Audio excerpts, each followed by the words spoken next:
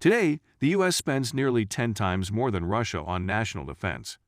The U.S. operates 10 aircraft carriers. Russia has just one.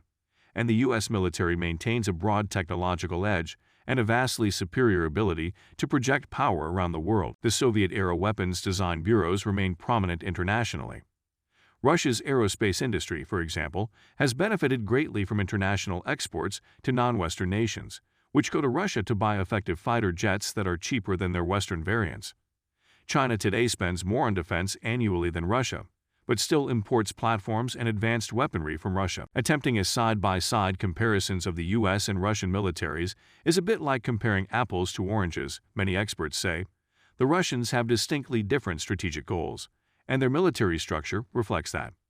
Russia views itself as a land-based power, exerting influence in a sphere expanding outward from its Eurasian heartland into Eastern Europe, Central Asia, and possibly the Middle East and Pacific Rim. It is well suited for relying on a particular set of capabilities known as anti-access and area denial. That's reflected in the fact that Russia maintains a lone aircraft carrier while the U.S. Navy's 10-carrier fleet operates on a continuing global deployment cycle. Instead of carriers designed for offensive power projection at sea, the Russians are investing in an expanding fleet of submarines that can supplement their nuclear force and, conventionally, threaten an enemy surface fleet in nearby waters, such as the Black Sea, the Baltic Sea, or the Mediterranean Sea. Russia considers cyberspace to be protected by its armed forces, although its command chain in the domain is often blurred with civilian bodies.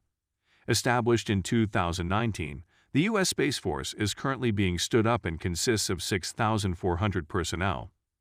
According to the IS report, the development of capabilities and countermeasures is proceeding apace for the United States Space Force.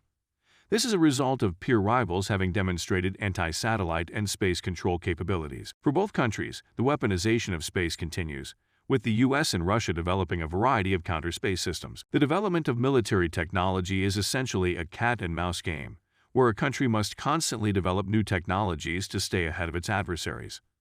Part of this game involves forecasting out future needs and determining the underlying technologies.